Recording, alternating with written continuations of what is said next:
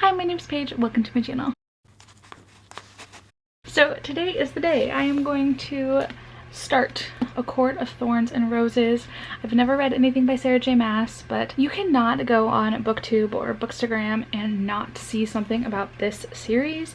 I feel like I've tried my very best to avoid spoilers, but there is one pretty decent sized spoiler, I guess, that I have heard about the male in this and then the male in book 2.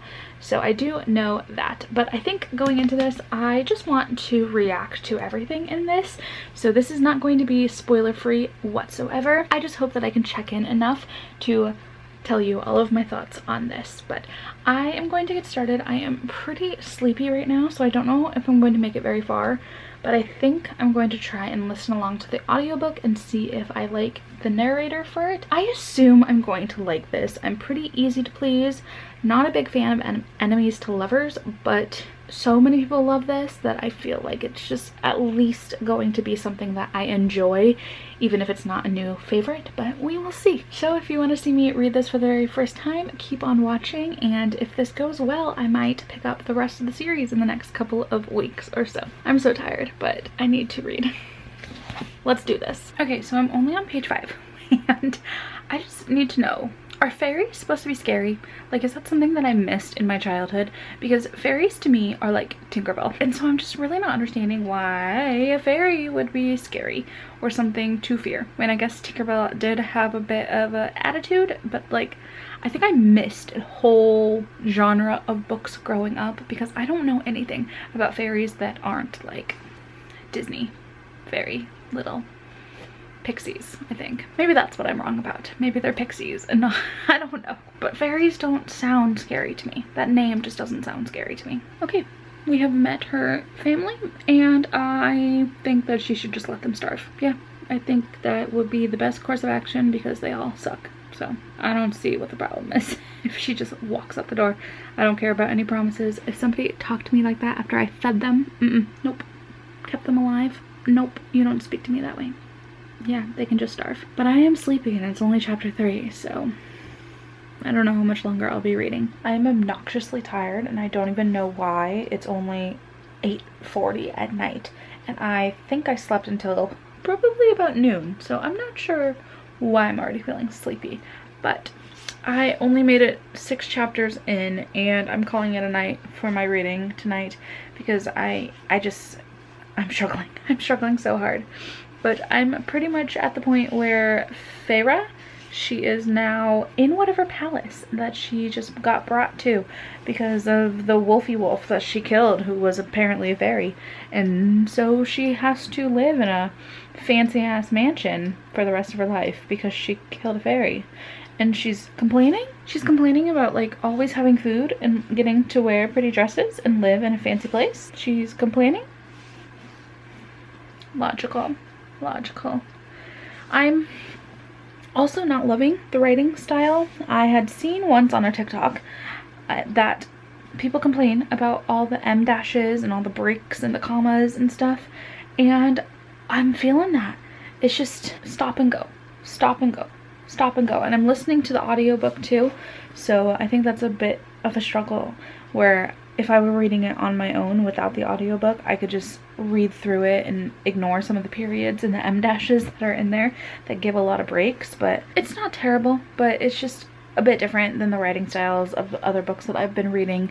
And I've also been reading contemporaries and thrillers, so the pacing just feels a little weird. And there's a lot of descriptions that I am just like glassy-eyed right now because I don't like descriptions very much. I like to just imagine things on my own, and there's a lot of descriptions on this. I already know everybody's hair color and eye color, which is a little annoying, but I will check in when I read anything further. So I'm just going to admit that it is now late Friday night and I did not feel like picking up the book yesterday. I even needed to film a video and post it today and I just didn't want to, so I didn't do it.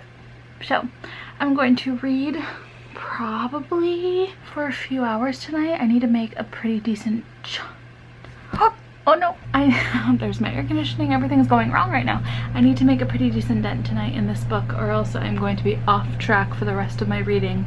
And I have a couple more books I have to finish. I think I have to finish 3 by next week. So I'm gonna get reading, and I'm going to keep you updated on all my thoughts. But I don't know, it's just the first part that I've read, it wasn't really pulling me in. I don't have a desire to read it yet, but we're just gonna do it anyway. 30 seconds in, and I'm already tired of the phrase golden hair high fae. It's been said 3, maybe 4 times in this single paragraph. Golden hair high fae. I don't want to hear it again. Please tell me we know his name soon, because I don't want to hear that anymore. I've also noticed that it has been made a point that fairies cannot lie. Feyre, I want to call her Freya.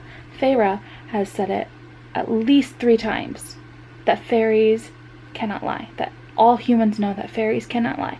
So I feel like that's gonna be false. I don't know, is that important? Is it gonna be false later?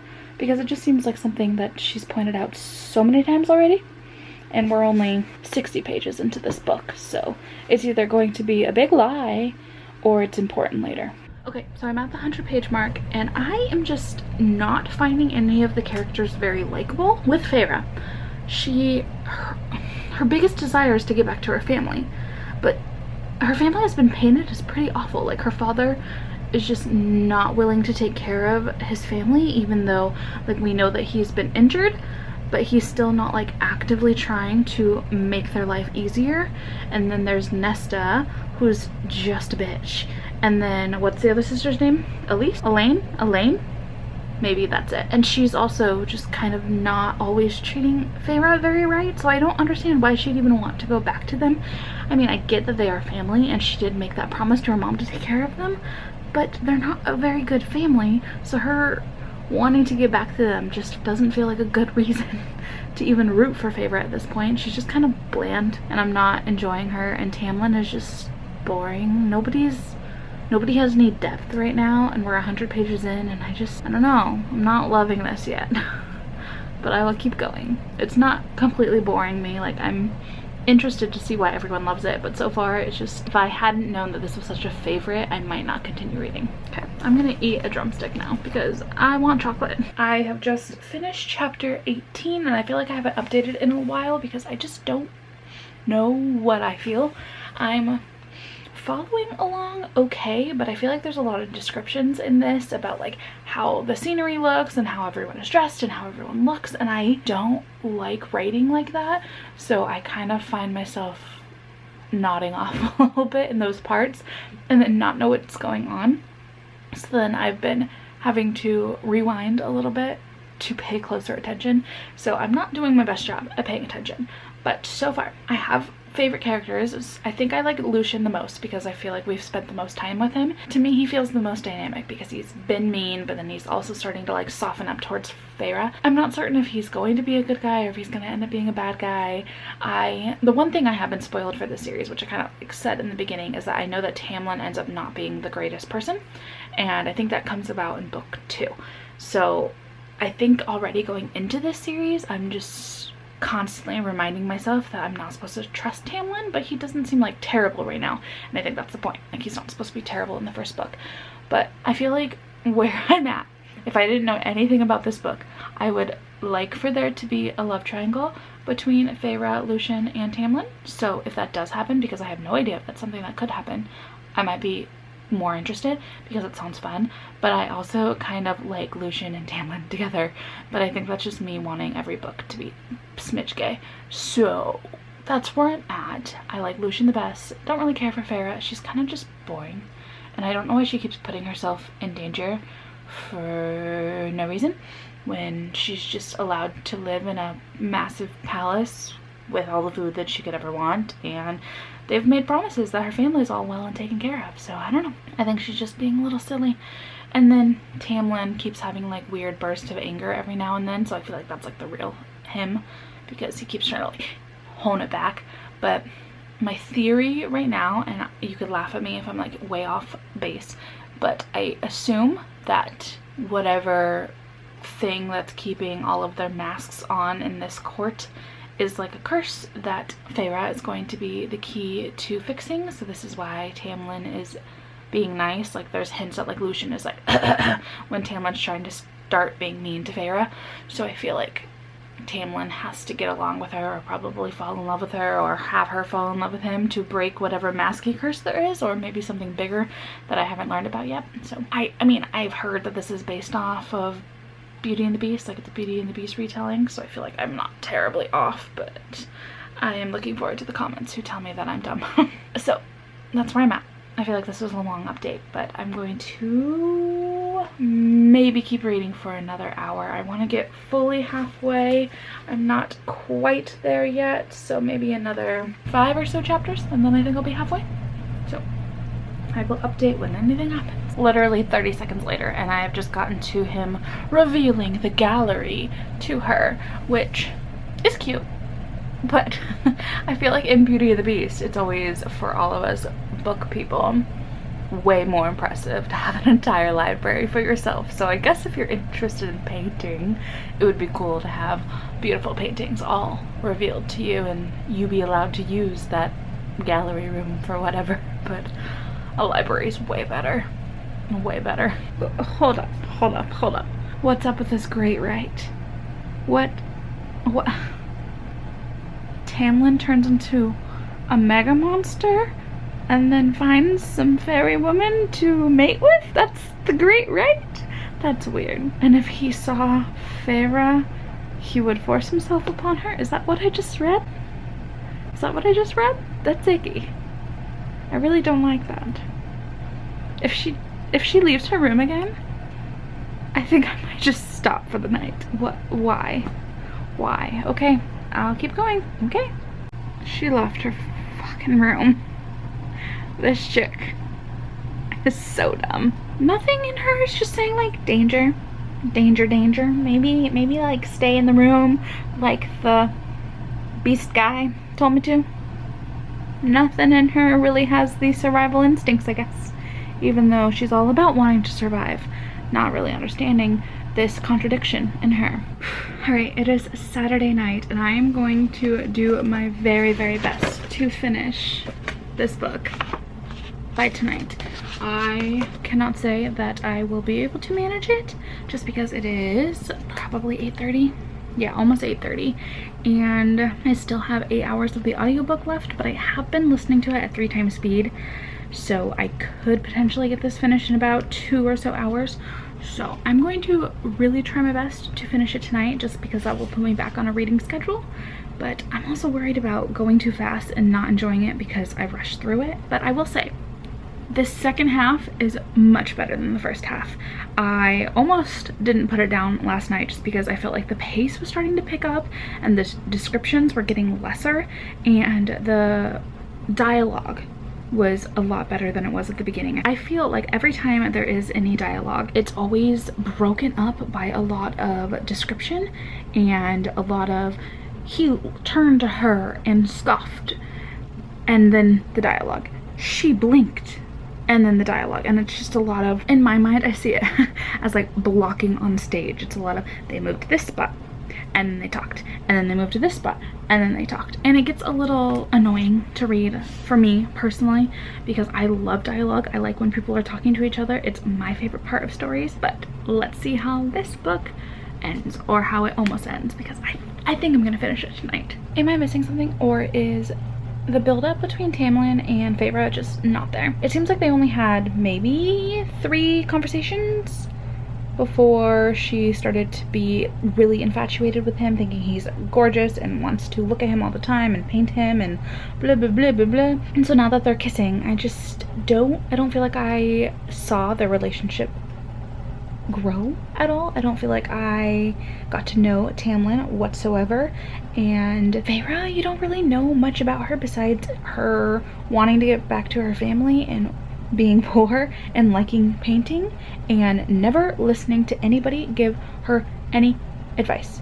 When Lucian tells her to do something, she ignores him every time. Like, he told her don't drink the fairy wine and she went bloop and drank the fairy wine. I don't know, I don't really like her very much. She's just kind of blah, and I don't see her and Tamlin as any, I don't see anything between them. I don't see anything between her and Tamlin. I just like, woohoo, they kissed, yay, good for them. We have met the infamous Rhysand, who I hate that it's pronounced Rhysand and not Rysand, but we have met him, and Lucien lied and said that Feyre is his betrothed, and I'm just interested why he would lie and say that. I don't know if that's going to be important at all, but it just seemed interesting that Tamlin didn't say his betrothed. So I feel like Lucien lying about Feyre being his betrothed is important. But then again, earlier I learned that the fairies can't lie thing wasn't very important either. So maybe this is just a random thing that Lucien was making up. So I don't know, but we have met Rhysand. I hate it. It looks like Rysand, strange name, but okie dokie. Oh, so he's dangerous and he can read minds? I feel like he's a little bit cooler than Mr. I can turn into a beast and have claws. So, I don't know. He's the most interesting so far to me in this. But I do know that people like him. So, does he turn good guy, or does he just like continue to be bad guy and we just like fall in love with bad guy? Is it like Casbreaker? Okay, all she has wanted was to go home. And he is telling her he will let her go home. And she's whining. She's asking him what she did wrong. Is this the Stockholm Syndrome sinking in? Because she has only wanted to go home. But no, now she likes the pretty dresses and the fancy food and the fairy boys. This shift in her mindset has only happened in a few chapters too. Her entire purpose was going home the entire first half of the book. And I'm only a few chapters into the second half. And she doesn't want to leave now. Oh gosh. Oh gosh. Her and Tamlin just banged. Okay. I wasn't expecting that. I don't know why. Everyone always says the second book has all of the spicy, steamy scenes. So I wasn't expecting anything in the first one, but okay. Good for them. I still don't think Nesta's a good person, but I like that she was written to have gone after Feyre once she realized that it wasn't real, that Feyre was with whatever aunt they had. I like that she was the one to go after her to try and save her. That just like, that was a good big sister moment. I like that detail. That makes me like mildly like her, but she's still a really mean person. Okay, information on the curse has been revealed, and I don't know, it just felt kind of lackluster to me. Like very specific that a human woman had to kill a fairy with hatred in her heart, be brought into Perinthian, and fall in love with Tamlin, and tell Tamlin with all of her heart that she loves him. In like 7 years? Is that what it said? But it feels like they're talking about 50 years also, so I'm a little confused on that. But that's a very specific curse, and very specific details that all needed to fall into place. Like he was set up to fail, but okay. I guess I'm just not really sure why everyone's pissed off at Feyre for not saying that she loved him, because she was only there, what, a couple of months? And yeah, she cared for him, and yeah, she believes that she fell in love with him, but that's so fast. That's so fast to just tell somebody that you love him. I guess he did say it to her too. But we're back to her being told to stay away, go away, just forget about everything. And she's like, no, I'm gonna go up this mountain thingy to find this really magical person who's cursed the entire of the fairy realm, and she's all in charge. So Feyre's little human body is going to go up against a really, really powerful person. Logical. I don't think she's very smart. Don't think she's a very smart person. I have never heard this phrase in a book before. My bowels turned watery. I couldn't help it. I mean, I get it. I kind of love that. I feel like that is the most iconic thing I have ever read in my life. I love that so much. My bowels turned watery. I might have to rate this book 5 stars for that single line. Oh my god. Okay. I'm done. One thing that I wish that would have been a slight change in this one is with Claire. I wish that we would have met Claire at the very beginning. Maybe we did, and I just wasn't really paying attention at all. But I feel like there should have been a moment in the very beginning where we talked to Claire, and even if she wasn't nice or whatnot, then we at least would have known her, so that it would have mattered more that she had been tortured and murdered by this Amarantha? Is that her name? So I wish that was different. Maybe we did meet her and I just don't remember, because it was at the beginning when everything was kind of rough for me to pay attention to. But that's one thing that I just like, I'm sorry for her, but I don't think I really care much that she was killed. It's just because like we didn't know her. So I wish there was something like at least like a couple mentions of her at the beginning, or maybe if she had been like a reluctant friend for Feyre, that would have just been like even more of a heartbreaking moment. I don't know. It could have been more, but it wasn't. But like, poor girl, I'm sorry. There's a lot happening in this last, what, 150 pages or so? There is so much going on. So Feyre has returned back to Prythian, learned about the curse, traveled to the mountain place, made a deal to do 3 different tasks that feel very reminiscent of Harry Potter tasks in Goblet of Fire, mind you.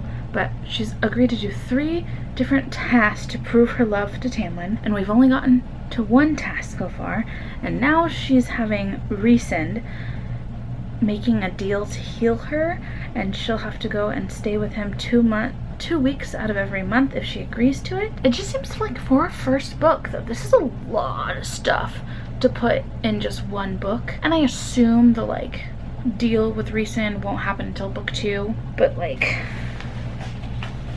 I have this much left of the story and she still has to do 2 more tasks and then lift a curse potentially, and it just seems like it's gonna be left on a cliffhanger, and I don't know how I feel about that, because I don't know if I'm ready to commit to the 2nd book already. But I don't know, it just feels like from like here to here she was in the fairy world, from like here to here it was like her and Tamlin falling in love, her then going back to human world and then coming back to this world, and then I don't know, it just, the pacing is going real fast at this last bit. I am intrigued by it more than I was at the beginning, but it's just all happening very fast. And I don't know what these tasks have to do with her actually proving her love. Like her having to fight a wormy dude thing doesn't really prove her love for Tamlin, in my opinion. It just seems like a way to torture her. I'm almost done. I think I am going to finish this tonight. Let's see how this goes. Okay, but I already like her and Rhysand and their banter way better. They're already just like, I don't like enemies to lovers, but like, ooh, the way that he's just so mean and really bad, I don't know. They have way more chemistry already than her and Tamlin did, because I don't even know what her and Tamlin ever talked about, to be completely honest. They had 4 conversations and then they were in love, so the chemistry between her and Rhysand is way better.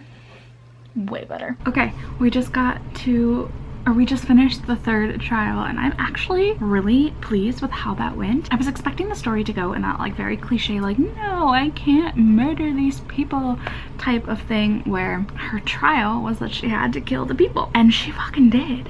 And I'm really impressed by that. I feel like most stories would be like, no, my morals are too strong, I'm gonna find another way out of this. And I figured the riddle would be what she would figure out at that moment, and then she would get out of killing all those people, but she fucking killed them. And I'm like really impressed with that. Not that I wanted them to die, but I just like that the story went there. I feel like everything that I've read that has a high stakes moment like that, it always just gets caught in.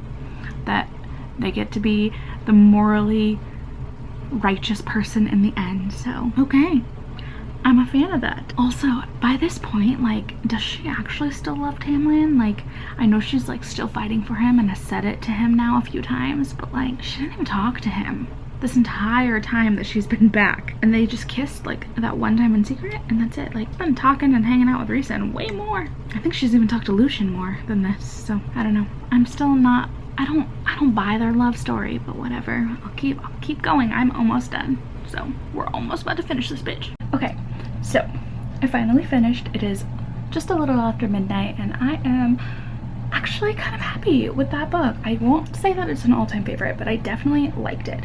The ending, or the last half of the book, way better than the beginning half of the book. I was so bored in the beginning. I didn't know why anybody cared about anything that was happening, just because I felt like nothing was being revealed. I couldn't figure out where the storyline was going. I didn't know anything aside from all of the other Beauty and the Beast retellings, that eventually a curse would be lifted and happily ever after would ensue. But I didn't really know how the curse would be lifted, aside from the regular, like, oh, she falls in love, they kiss, and blah blah blah, everything works out. But that's just not what happened, and I'm glad that I never let myself look too far into any spoilers, because I had a fun time watching Feyre go through all of these trials and seeing how much she was willing to do to be with Tamlin, which was super interesting. But I do think that things at the very end were a little bit too convenient with his Stoneheart thing. I guess the clues were there if you were looking for them in the beginning, and then with the riddle answer being love, that just felt a little cliche. I had expected that, but for this lady, Amarantha, is that right, being so cruel, you would think that like she would have a really cool riddle, but the answer just being love just felt a little cheesy. I don't know. I had a fun time. I definitely liked Rhysand the best with his chemistry with Feyre. Still didn't particularly love Feyre. She was just kind of bland, at least until the end, where she started making like hard choices. So I was pretty impressed with her. But Tamlin just, he didn't even react when she was getting like beat, except for when she died, or beat up at the end by Amarantha, where she was like about to die. He wasn't reacting. She just, Feyre kept saying how Rhysand was calling her name, but Tamlin wasn't doing anything, which is a little weird to me. The only thing at the end that I am not certain of is like, why did she become a High Fae at the end, and how did that happen? She was dead and they all just like sprinkled some magic in her and that changed her. I don't understand why that was the only way. If they could bring somebody back, why would they bring her back as a High Fae? And how does that work? Like, is there any consequences of her being brought back to life? I don't know. That part's just a little strange. It just seemed like, oh, now she gets to be a fancy fairy. I don't know. I am interested in reading the second one. I definitely will. That's the one that everyone says is the way better book, and I can't not read that one, but I don't know how soon I will be picking that up, just because I have a couple of books I need to finish in this week, and then who knows if I'm going to pull it for my TBR jar. But I might try and fit it in sometime next month or in the next couple of weeks, if that is something that you would even like to see, all of my reactions to that one, because I know that is definitely the fan favorite of the whole ACOTAR series, right? Overall, I think that this is a 4-star book for me. I had a lot of fun. I think a lot of me not liking it at the beginning too was just because it was so overhyped that I was kind of searching for negatives in it, and I really had to be thoughtful. I'm trying to be positive while I was reading and not just judging all of the things that I didn't like, immediately saying, oh, this is not a good book, just because there were a few things that I was confused about or felt were too slow or too boring or whatnot. But I'm glad I get a better chance. I'm glad I can finally say that I have read ACOTAR. I didn't see any chemistry between Feyre and Tamlin, but I'm also intrigued to see this like bad version of him, because unless I was wrong in any of the spoilers that I've seen, he turns into the bad guy. But Rhysand was like the mean one in this one, and the bully, and hurting her a lot. So I'm really interested to see how that switches, unless I got it so wrong. But I'm pretty sure that's what I've heard, because I see all of the fan art with Rhysand and like some Tamlin here and there, but people don't like Tamlin. So I'm excited to see how that goes eventually when I get to the second book. One more thought before I go. It's the fan casting of them. I've been looking at a few fan castings, but no matter what, I could not put a face for Feyre. No matter what I did, I kept trying to look at fan castings and none of them matched up, and I don't even know if I ever gave her a face, and I could not figure out one for Rhysand either. But the only two that I could have any faces for were Tamlin. I pictured Viserys from Game of Thrones, and for Lucian I pictured Elijah from Vampire Diaries, but with long red hair, because I've seen all of the fan art giving him long red hair. So those were the only two that I pictured. I don't know why I pictured Elijah or Daniel Gillies as Lucian, but I did. And then yeah, and I think all of the fan art looks like Viserys from Game of Thrones, so, for Tamlin at least. But that's just two of my apparent fan castings, I guess. Okay, I have been rambling for way too long. I hope that this was fun to see all of my thoughts, and oh, I will never forget the watery bowels line. That was the best thing I've ever read. Anyway, if you would like to see me read A Court of Mist and Fury, is that what it's called? Court of Mist and Fury? Then please leave me a comment below and tell me if you would like to see me react to it in the same way that I reacted to ACOTAR. But that is all that I have for this video. If you are interested in potentially seeing me react to any of the future books in this series, go ahead and subscribe if you would like to. If not, that is okay. But I will see you in my next video. Thank you so much for watching. Bye.